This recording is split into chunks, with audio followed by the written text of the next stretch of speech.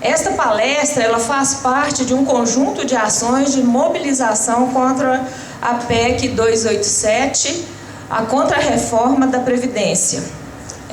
No dia 15, deliberado em Assembleia, o Cefet paralisou e nós fomos às ruas, juntamente com muitos outros sindicatos e seções sindicais, para protestar contra a aprovação da PEC.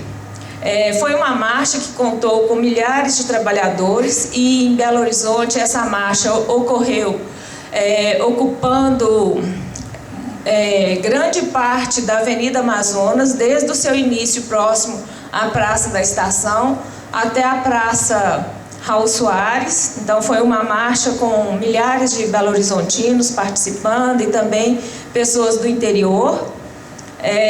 Uma marcha muito bonita, pacífica. Contamos também com a participação de alunos e ex-alunos.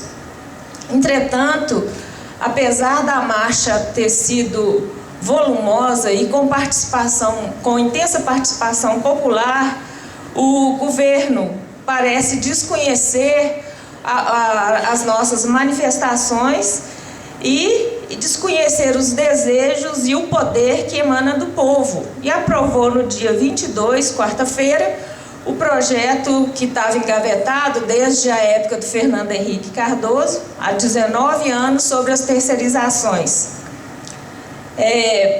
Para alunos, que estão aqui, a terceirização ela já é realizada aqui no Cefet, terceirizado os serviços de faxina, limpeza, segurança, a cantina também, os serviços do refeitório, mas a Justiça até então garante que a atividade meio, que é a atividade relacionada com o ensino, ela não pode ser terceirizada. E esse projeto foi aprovado comprometendo as relações de trabalho e também o achatamento dos salários. No dia 28, fazendo parte dessas ações de mobilização, está agendada a votação na PEC.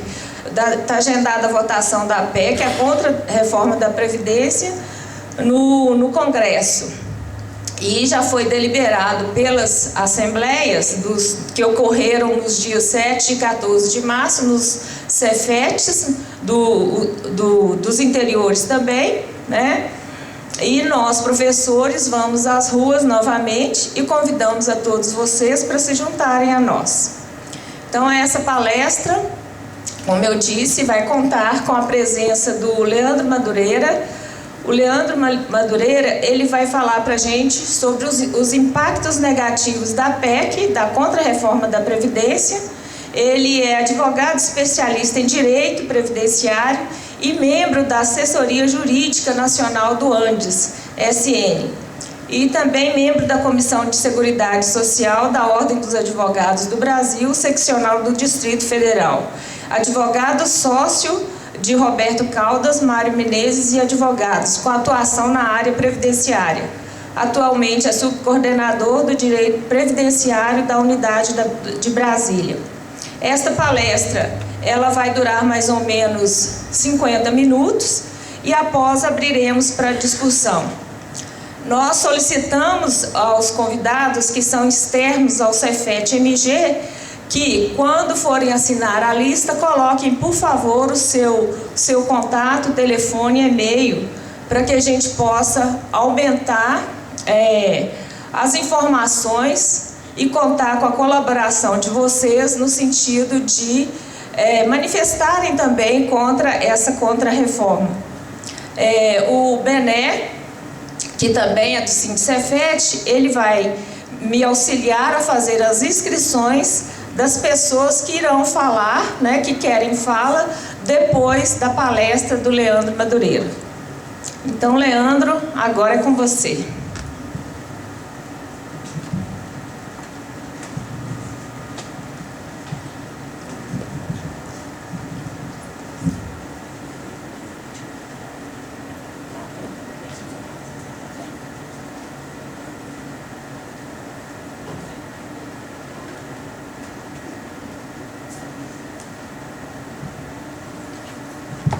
Bom dia. Bom dia. Tá todo mundo acordado? Todo mundo está feliz? Se tiver feliz, vai ficar triste. Se tiver triste, vai piorar. Brincadeira, pessoal. Bom, antes de tudo, eu gostaria de agradecer ao sindicato, à diretoria, pelo convite. É sempre uma satisfação muito grande para mim participar desse tipo de evento, fazer esse tipo de palestra. Eu costumo dizer que é uma das atividades que eu mais gosto de realizar enquanto advogado, então para mim é uma diversão estar aqui num sábado de manhã falando sobre direito previdenciário, ainda que as notícias não sejam tão alvissareiras assim, tá? Como a professora Aparecida disse, Leandro Madureira, advogado do escritório Roberto Caldas, Mauro Menezes e Advogados, coordena a área de Direito Previdenciário, e a única coisa que eu faço no escritório é trabalhar com Direito Previdenciário. Então, se há pelo menos alguma coisinha que eu saiba, isso é o Direito Previdenciário, tá? Eu vou falar sobre a PEC 287, falarei basicamente o atingimento que teremos aos servidores públicos, como a PEC afeta todo o sistema previdenciário, então a gente poderia falar ainda de uma afetação ainda para os trabalhadores da iniciativa privada, para os trabalhadores rurais, mas como estamos focados em servidores públicos titulares de cargo efetivo, a palestra é sobre isso e, obviamente, que se tiver alguma dúvida relacionada aos demais setores, a gente pode conversar também. Ok? Bom, antes de falar sobre a PEC, é importante que equalizemos o conhecimento de todos. E aí eu acho que é necessário a gente fazer uma abordagem histórica, falar um pouquinho de como o sistema previdenciário no Brasil funciona hoje, como é que ele se desenvolveu ao longo dos anos, e aí sim a gente entra dentro da PEC. Tá? Então eu vou abordar o Sistema Brasileiro de Proteção Social, o regime próprio de previdência dos servidores públicos, falarei sobre a previdência complementar dos servidores públicos e depois eu entro no texto da reforma, ok? Para falar de previdência, a gente precisa falar antes de Seguridade Social. O que é a Seguridade Social? A Seguridade é o sistema amplo que contempla a saúde, a assistência e a previdência social. A saúde e a assistência são sistemas de proteção social, mas são sistemas gratuitos, não onerosos. Eu não preciso cumprir nenhum pré-requisito contributivo para ter acesso a um benefício de saúde ou para ter acesso a um benefício da assistência social. O que eu preciso cumprir para ter direito a um benefício da saúde? Ficar doente, né? Precisar utilizar o sistema de saúde para ter direito a esse benefício. Na assistência social, eu preciso cumprir os requisitos de elegibilidade ao benefício que ela garante, por exemplo, salário família, por exemplo, Bolsa Família, por exemplo, o benefício da LOAS, o BPC, né? Então são benefícios que objetivam a garantia da proteção social em circunstâncias em que a pessoa, a despeito de nunca ter contribuído, seja pelo trabalho, seja pela renda, seja por qualquer vinculação cidadã, ela tem direito ao acesso a esse benefício assistencial. Já a Previdência Social, ela se difere dos demais porque a Previdência, ela não é gratuita, ela é necessariamente onerosa. Então, eu não tenho como falar de um benefício previdenciário se eu não falar de contribuição. Uma coisa está diretamente atrelada à outra, tá? Então, tem como ter direito a uma aposentadoria sem nunca ter contribuído? Jamais, ok? Então, a Previdência, ela se caracteriza por ser um sistema contributivo em que é necessário haver o prévio custeio, a prévia contribuição para a garantia do benefício previdenciário. E esse benefício previdenciário, ele vai ser pago quando surgir a contingência social que o ordenamento jurídico protege. Então, eu não contribuo para a Previdência Social à toa, né? Porque eu acho bonito pagar todo mês uma contribuição para o INSS ou para o PSS. Eu contribuo porque eu quero garantir a proteção de uma contingência no momento em que eu não tiver mais condições de trabalhar ou de garantir o meu sustento em virtude do meu trabalho. E essas contingências estão relacionadas à saúde ou à doença, à velhice, à morte, à invalidez, à reclusão, maternidade, enfim, as contingências que o ordenamento jurídico entende que devem ser acobertadas para garantir maior proteção social quando o segurado não tiver condições de trabalhar. A previdência hoje é uma previdência eminentemente pública. E essa previdência pública, ela se garante, ela é mantida pela existência de um pacto intergeracional. O que é esse pacto intergeracional? É um pacto entre gerações, em que os trabalhadores mais jovens, os trabalhadores que estão dentro do contexto do mundo do trabalho, né, que estão ativos, eu não gosto do nome ativo, mas que estão trabalhando, eles, em virtude do pagamento das suas contribuições, é dessas contribuições que sai o pagamento, que sai o valor da aposentadoria e dos benefícios previdenciários das pessoas que estão usufruindo desse benefício. Então, o pacto intergeracional funciona assim: a população que está trabalhando é responsável por pagar os benefícios previdenciários da população que não está trabalhando, mas que é segurada, que contribuiu ao longo da sua vida visando um benefício previdenciário. Essa população, né, a categoria de segurados que está acobertada dentro desse sistema previdenciário é a mais diversa. A gente tem os servidores públicos, a gente tem o segurado empregado, né, com carteira assinada, a gente tem o contribuinte individual, que é o profissional liberal, o médico, o advogado, o dentista. A gente tem o segurado doméstico, né, a empregada doméstica ou a pessoa que realiza atividades domésticas dentro de uma atividade laboral. A gente tem o segurado especial e o trabalhador avulso. Todos esses trabalhadores são contribuintes obrigatórios de um sistema previdenciário. E essa obrigatoriedade surge em virtude do trabalho que é desempenhado. Mas nós temos também a possibilidade de termos um segurado que, a despeito de não ser contribuinte obrigatório, ele quer se filiar a um sistema previdenciário mediante contribuições, que é a modalidade do segurado facultativo. Então ele não é obrigado a pagar, mas ele paga porque ele quer ter direito a um benefício previdenciário.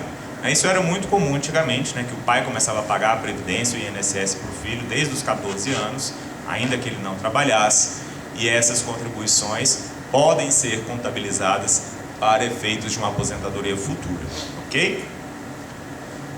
O sistema previdenciário brasileiro, então, ele está estruturado dentro de 3 regimes de previdência.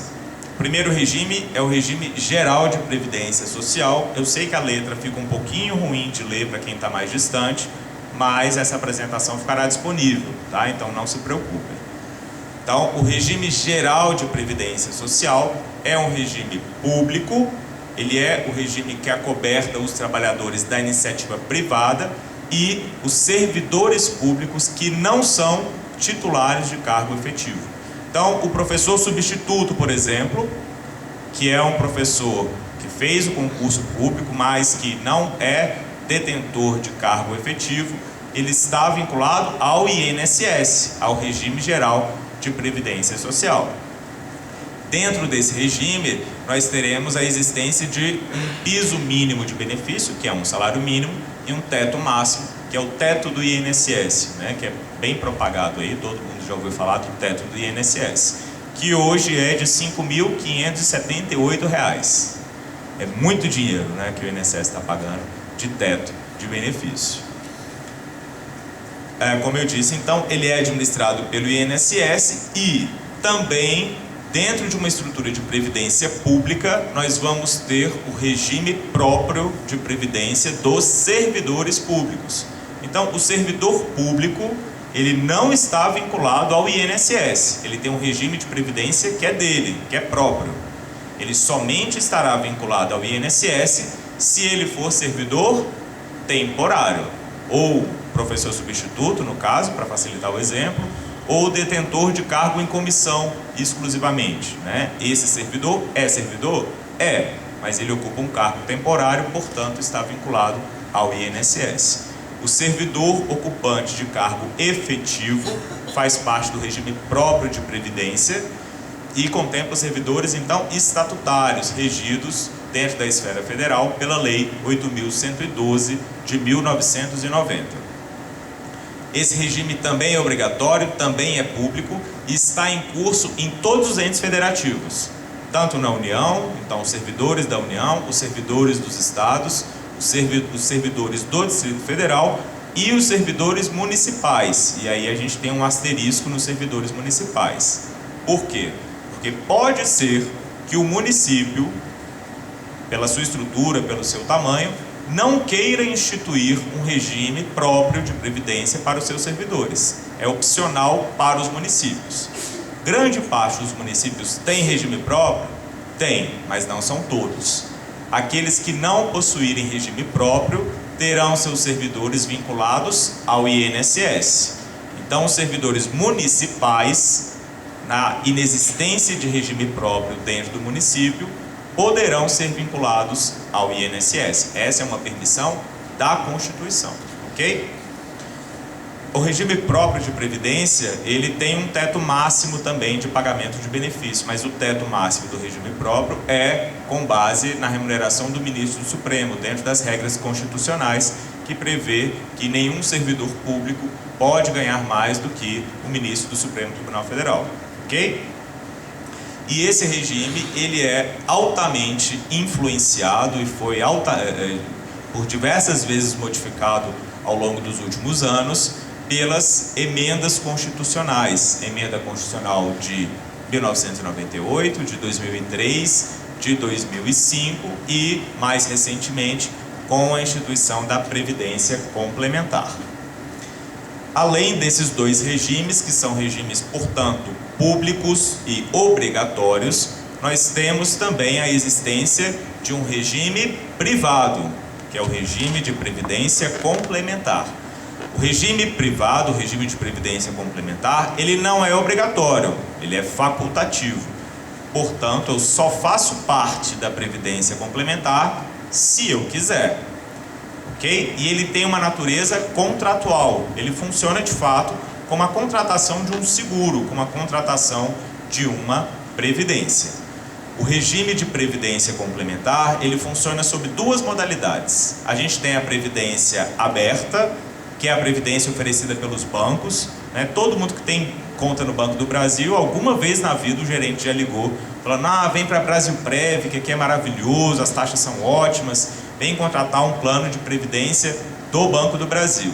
Essa previdência que o Banco do Brasil oferece, e a Caixa, enfim, outras instituições bancárias, Itaú, Bradesco, é uma previdência de natureza aberta. E é aberta porque é acessível a qualquer pessoa, né? Basta que ela contribua, basta que ela contrate essa previdência.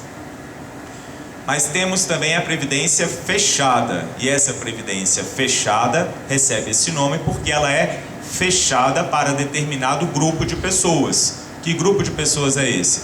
Por exemplo, os empregados da Petrobras. Os empregados da Petrobras fazem parte de uma estrutura de previdência complementar fechada, que é exclusiva para quem é empregado da Petrobras. A mesma coisa os funcionários do Banco do Brasil, os funcionários das empresas de telefonia, os funcionários, enfim, das mais diversas empresas públicas e empresas privadas também, que fazem parte de uma estrutura de previdência fechada, mas é acessível tão somente para quem é empregado ou para quem é funcionário dessa empresa, que é chamada de patrocinadora. Os servidores públicos titulares de cargo efetivo já possuem uma previdência complementar fechada disponível a eles, que é o FUNPRESP. O FUNPRESP é a entidade fechada de previdência complementar destinada exclusivamente aos servidores públicos titulares de cargo efetivo. Eu sou advogado, não sou servidor público. Posso contratar o FUNPRESP? Não, eu preciso ser servidor público titular de cargo efetivo. Eu posso contratar a OAB-Prev? Aí sim, porque eu sou advogado, a OAB tem um plano de previdência. Ok?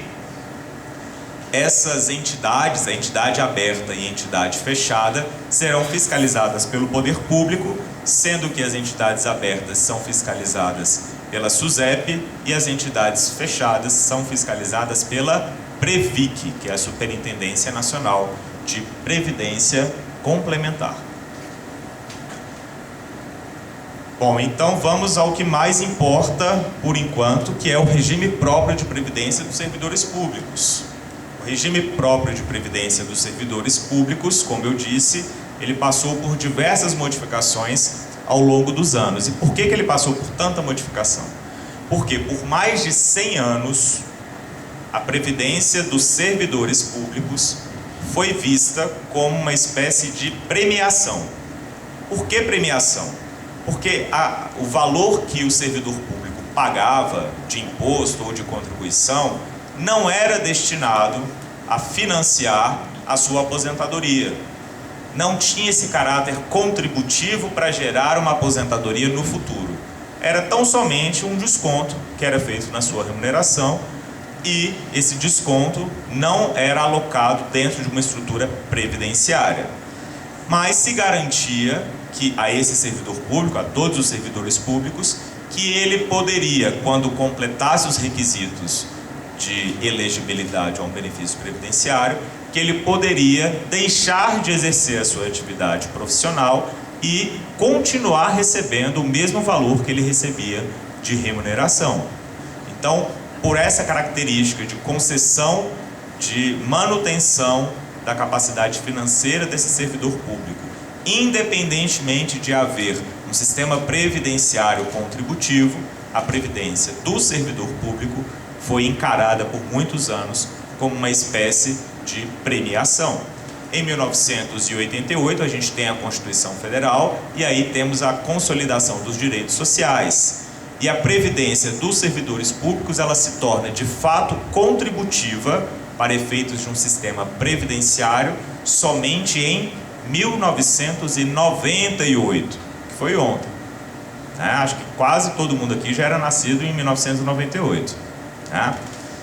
Essa primeira modificação aconteceu através da Emenda Constitucional número 20, tivemos também a Emenda Constitucional 41 e a Emenda Constitucional 47. Vamos falar um pouquinho de cada uma delas. Até então, a Constituição Federal previa que, para que o servidor público pudesse se aposentar, bastaria que ele comprovasse, no caso das mulheres, 30 anos de serviço e, no caso dos homens, 35 anos de serviço, diminuindo em 5 anos na hipótese de docência. Docência de qualquer gênero, seja do ensino médio, infantil, básico, técnico, superior. Então a docência garantia a aposentadoria para as mulheres aos 25 anos de tempo de serviço e para os homens aos 30 anos de tempo de serviço, pela característica da penosidade da atividade de docência. Ok?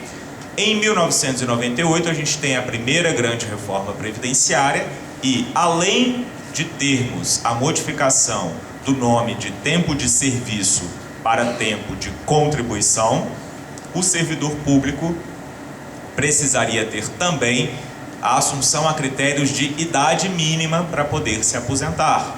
Então, o homem precisaria ter 60 anos de idade e a mulher 55 anos de idade.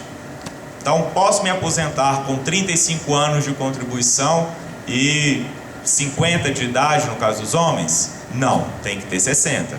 E no caso das mulheres, 55. São critérios que se acumulam. Eles precisam ser observados no momento da aposentadoria de maneira cumulativa. A Emenda Constitucional número 20 também veda a contagem de tempo fictício. Era muito comum que o servidor público pudesse se aposentar dobrando a licença-prêmio não usufruída. Então, essa dobra era um período que ele não trabalhou, não contribuiu e era considerado tempo fictício. E essa possibilidade de contagem de tempo fictício deixa de existir em 1998. Essas regras também são aplicáveis para os magistrados, membros do Tribunal de Contas, enfim, para todo mundo que é servidor. E é aqui em 98 que a gente tem a vinculação dos servidores temporários ao INSS, ao regime geral. Aqui em 1998 é importante registrar que nós temos a previsão constitucional de que a aposentadoria do servidor público poderá ser limitada ao teto do INSS, aquele teto lá de R$ 5.578 em dias atuais, se houver a instituição de um regime de previdência complementar. O que isso significa? Significa que a possibilidade do FUNPRESP surgir acontece em 98. Então é desde 98 que existe a possibilidade do servidor público possuir uma previdência complementar e ter a sua aposentadoria limitada ao teto do INSS. Ok? Isso é muito importante, é importante que todo mundo fique com isso na cabeça, que mais para frente a gente vai ver o porquê. A próxima reforma é a Emenda Constitucional 41 de 2003, e essa reforma ela também é muito drástica, ela modifica totalmente. Então, antes a gente tinha só tempo de serviço, a partir de 98, tempo de serviço e idade mínima, e a partir de 2003, a gente tem a eliminação da paridade e integralidade. A partir de 2003, a forma de cálculo do benefício e a forma de reajuste do benefício do servidor público não tem mais base na sua remuneração, tem base na sua contribuição. Então, a aposentadoria do servidor público que ingressa a partir dessa reforma no serviço público variará de acordo com as suas contribuições. Se eu contribuir muito, a minha aposentadoria vai ser maior. Se eu tenho um histórico contributivo instável, a minha aposentadoria vai ter um valor baseado nessas contribuições. Se a minha contribuição é pequena, a minha aposentadoria também será em valor pequeno. A integralidade, que significava a igualdade de proventos e remuneração, deixa de existir a partir de 2003 para os novos servidores públicos, e a paridade, que era a garantia de reajuste dos proventos dos servidores aposentados, no mesmo momento e no mesmo índice que acontecia o reajuste dos trabalhadores, dos servidores que estavam em atividade, também deixa de existir, e esse reajuste passa a ser feito por índices da legislação. A legislação é que vai determinar que a aposentadoria do servidor público terá um reajuste de, sei lá, 5%, né? Então, a paridade era, sempre que aumentava o valor da remuneração, aumentava o valor da aposentadoria. Isso deixa de existir também em 2003 para os novos servidores públicos. Além disso, a gente tem a instituição da contribuição previdenciária do servidor aposentado. Imaginem vocês que a gente já combinou que a contribuição tem a pretensão de pagar um benefício previdenciário no futuro, certo? A partir de 2003, o servidor que já está aposentado, não trabalha mais, volta a contribuir para o sistema previdenciário. Legal, né? Vai pagar o resto da vida, para sempre, contribuição previdenciária, independentemente se é ativo ou se está aposentado. Não é uma beleza isso? Pois é, mas não tem como mudar essa situação na esfera judicial, tá? Já foi reconhecido pelo Supremo Tribunal Federal a legalidade da instituição da contribuição previdenciária do servidor aposentado. Essa contribuição previdenciária do aposentado é um pouquinho diferente da contribuição do servidor que não está aposentado, mas ele contribui também normalmente para o sistema previdenciário. Aqui em 2003 também a gente tem a limitação da contribuição do servidor em 11%. Esse quadrinho, eu sempre me prometo que eu vou mudar a cor dele, porque eu sei que ninguém enxerga, né? Mas eu vou tentar evidenciar para vocês. No computador fica uma beleza, mas na tela fica essa porcaria. Mas olha só, a gente tem a divisão ali em 6 quadrantes, basicamente. Os 3 primeiros quadrantes ali de cima, então a gente tem as regras gerais da Constituição Federal. A primeira regrinha lá é a regra existente no texto originário da Constituição, lá em 1988, que foi vigente até 98. A partir desse primeiro corte, a gente tem a regra existente a partir de 98, e no segundo corte, a gente tem a regra atual, que é existente desde 2003. Então, em cima, as regras gerais, que são essas que a gente já conversou. Primeiro, tempo de serviço. Segundo, idade, tempo de serviço, mas com paridade e integralidade. E terceiro, idade, tempo de serviço, sem paridade e sem integralidade. Na parte de baixo, a gente tem aquilo que chamamos de regras de transição. Por que temos regras de transição? Porque as alterações constitucionais previdenciárias foram muito bruscas. Elas mudaram de maneira muito radical o regramento que existia até então. Então, optou-se por criar regras de transição para que os servidores que estivessem próximos de se aposentar pudessem se aposentar com menor tempo, permanecendo um menor tempo no serviço público do que aquele que ainda está longe de se aposentar. Então, a partir de 98 a gente tem, por exemplo, a instituição de 60 anos para que o homem possa se aposentar. A regra de transição prevê que esse servidor que tiver 35 anos de contribuição possa se aposentar com 53 anos de idade, diminuindo, portanto, em 7 anos, desde que ele cumpra um pedágio de 20% do tempo de contribuição que falta para ele se aposentar.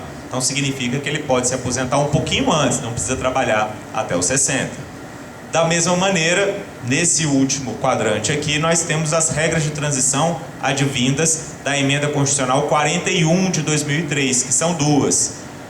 A primeira aqui, essa em azul, é horrorosa, permite a aposentadoria aos 48 anos de idade para a mulher, desde que ela tenha 30 anos